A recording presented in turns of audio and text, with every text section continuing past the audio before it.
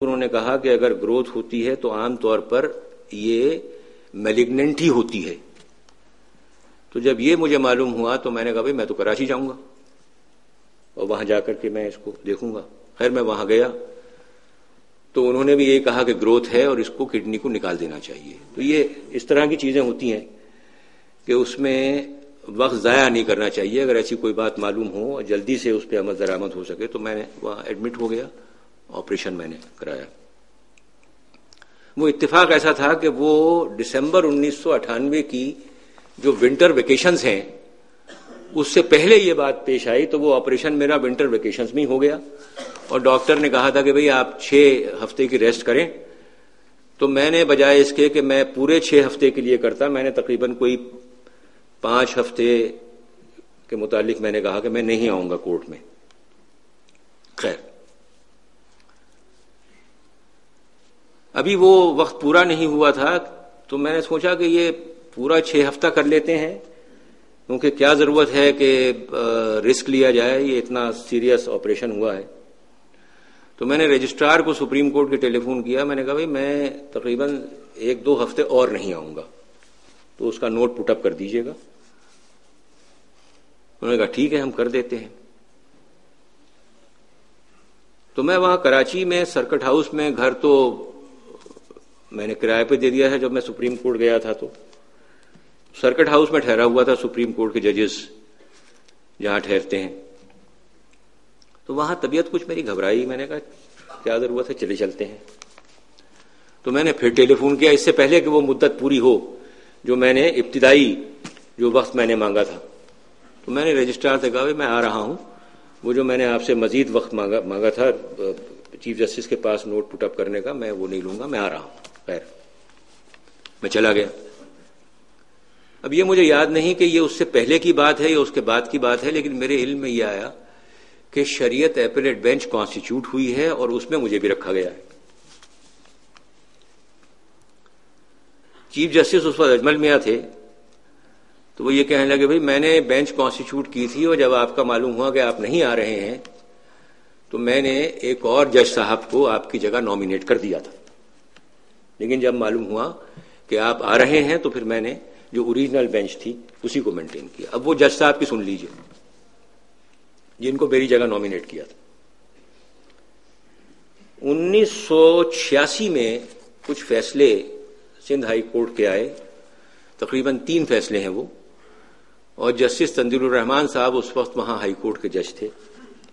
میں advocate general تھا سندھ کا, میں نے ان کی معاونت کسی حد تک کی تھی ان فیصلوں میں. تو یہ وہ زمانہ ہے جبکہ وفاقی شرعی عدالت جو مالی قوانین ہے, فسکل قوانین ہیں, ان کا اسلام کے ساتھ کمپیریزن نہیں کر سکتی, کیونکہ 1990 تک یہ نہیں ہو سکتا. تو تنزیل الرحمان صاحب نے قرارداد مقاصد کی بنیاد پر, جس کو کہ سپریم کورٹ نے گرون نارم بتایا تھا, اور جو کہ آرٹیکل 2A ضیاء الحق صاحب کا یہ ایڈ کیا ہوا ہے, جس میں انہوں نے یہ کہا ہے کہ قرارداد مقاصد بھی اتنی ہی ایفیکٹو ہوگی کانسٹیٹیوشن میں جیسے کہ کانسٹیٹیوشن کے دیگر آپریٹو پارٹس ایفیکٹو ہیں. تو انہوں نے اس قرارداد کی بنیاد کے اوپر سود کا مسئلہ ٹیک اپ کیا, اور کم از کم 3 فیصلے انہوں نے ایسے دیے کہ انہوں نے کہا کہ سود پاکستان میں رائج نہیں ہو سکتا, یہ غلط ہے. اور انہوں نے بینکوں کے کچھ کیسز تھے تو اس میں انہوں نے سود الاؤ نہیں کیا.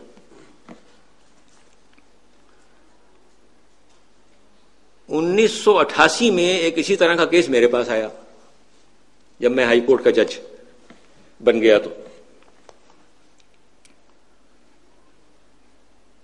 رپورٹڈ کیس ہے, وہ بھی انعام درانی کے نام سے 1989 میں رپورٹڈ ہے, کراچی کے پارٹ میں PLD کے.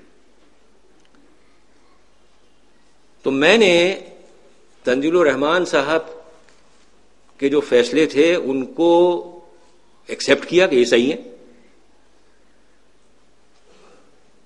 ہائی کورٹ کو اس بات کا اختیار ہے, میں نے کہا, کہ وہ کسی بھی قانون کو آرٹیکل 2A کے ماتحت یعنی قرارداد مقاصد کے ماتحت اللیگل ڈکلیئر کر سکتی ہے.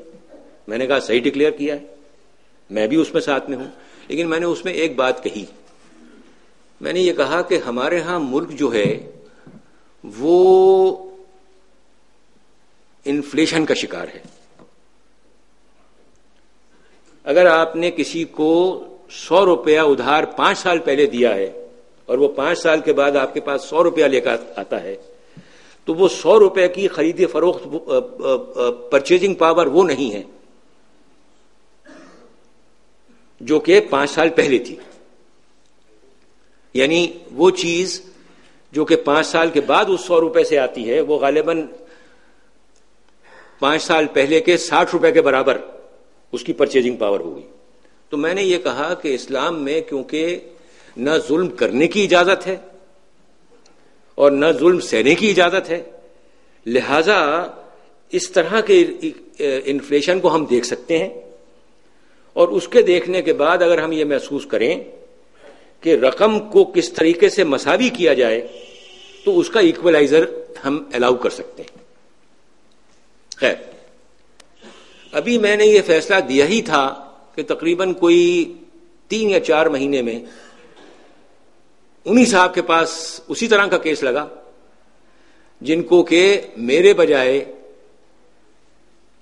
سپریم کورٹ کی شریعت ایپیلیٹ بینچ میں مقرر کیا جانا تھا اگر میں نہ آتا تو. انہوں نے وہ 3 مہینے کے اندر اندر نہ تنزیل الرحمان صاحب کے فیصلوں سے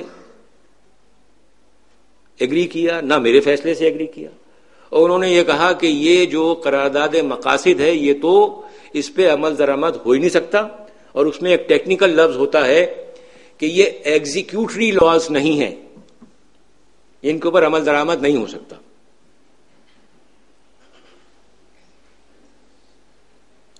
تو اب آپ یہ سوچئے کہ اگر تو اس قسم کا کوئی آدمی سپریم کورٹ کی شریعت ایپیلیٹ بینچ کے اوپر بیٹھ جاتا تو کیا ہوتا.